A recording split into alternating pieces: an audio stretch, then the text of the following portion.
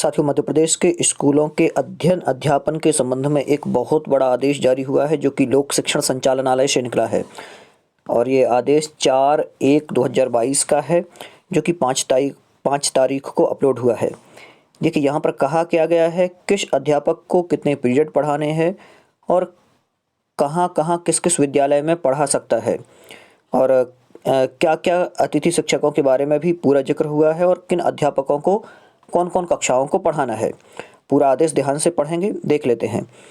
एक साला परिसर योजना के क्रियान्वयन के फलस्वरूप बड़ी संख्या में माध्यमिक विद्यालय एवं हाई स्कूल जो पूर्व में पृथक पृथक संचालित थे, अब एकीकृत रूप से संचालित हैं। मतलब कि पहले विद्यालय अलग अलग थे, अब एक हैं, एवं इनमें कक्षा 6वीं से लेकर के 7वीं की पठन पाठन गतिविधियां की जा रही हैं। 6 से 10 तक भी हैं कहीं और 12 तक भी हैं। उक्त एकीकृत व्यवस्था लागू होने से माध्यमिक और हाई स्कूल में पूर्व से पदस्थ शिक्षक अब एकीकृत विद्यालयों के शिक्षक के रूप में कार्यरत हैं, मतलब एक साथ पढ़ा रहे हैं। अतएव संसाधनों के युक्त उपयोग को दृष्टिगत एकीकृत विद्यालयों में कार्यरत ऐसे समस्त शिक्षकों द्वारा 6वीं से लेकर के 10वीं तक की कक्षाओं का समान रूप से अध्यापन कराया जाएगा।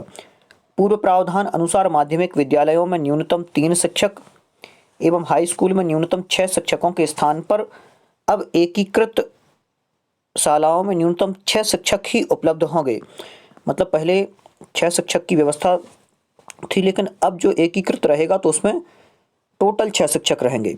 दूसरा पॉइंट है, समस्त एकीकृत शालाओं में जहां पर व्याख्याता या फिर उच्च माध्यमिक शिक्षक पदस्थ हैं, उनके द्वारा 6वीं से लेकर 12वीं की कक्षाओं का अध्यापन कार्य कराया जाएगा। ध्यान रखें आप लोग, मतलब कि जो उच्च माध्यमिक शिक्षक है, वर्ग 1 का जो शिक्षक है या व्याख्याता पद पर कार्यरत हैं, तो उनके लिए भी 6वीं से लेकर के 12वीं कक्षा का अध्यापन कार्य कराना पड़ेगा।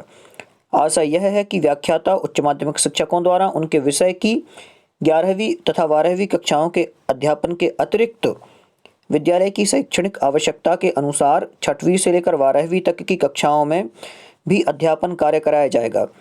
उक्त 6वीं से 10वीं तक कक्षाओं का अध्यापन व्याख्याता उच्च माध्यमिक शिक्षकों द्वारा उनके स्नातक के विषय के आधार पर कराया जाएगा। समस्त व्याख्याता उच्च माध्यमिक शिक्षक द्वारा एक दिवस में सामान्यतः 6 पीरियड का अध्यापन कराया जाएगा।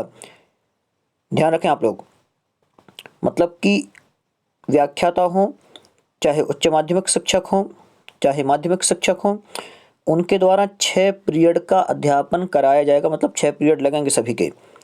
समस्त एकीकृत विद्यालयों में उपरोक्तानुसार अध्यापन व्यवस्था सुनिश्चित करने के पश्चात ही आवश्यक होने पर अतिथि शिक्षकों की मांग स्वीकृत की जाएगी।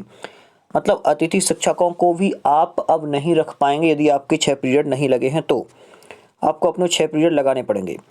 उपरोक्तानुसार निर्देशों का कड़ाई से पालन सुनिश्चित किया जाएगा। आदेश के पालन न करने की स्थिति में संबंधित लोक सेवक के विरुद्ध अनुशासनात्मक कार्यवाही की जाएगी। अभय शर्मा जी जो आयुक्त हैं लोक शिक्षण संचालनालय, उनके यहाँ से ये आदेश निकला है और एक बहुत बड़ा आदेश है। साथियों, इस प्रकार के अन्य आदेश और भी जो प्रतिदिन अपलोड होते हैं, उनकी जानकारी के लिए आप अपने इस चैनल को लाइक करें, शेयर करें और सब्सक्राइब जरूर करें, जिससे अगले जो भी वीडियो रहें वो आपके पास पहुँचे।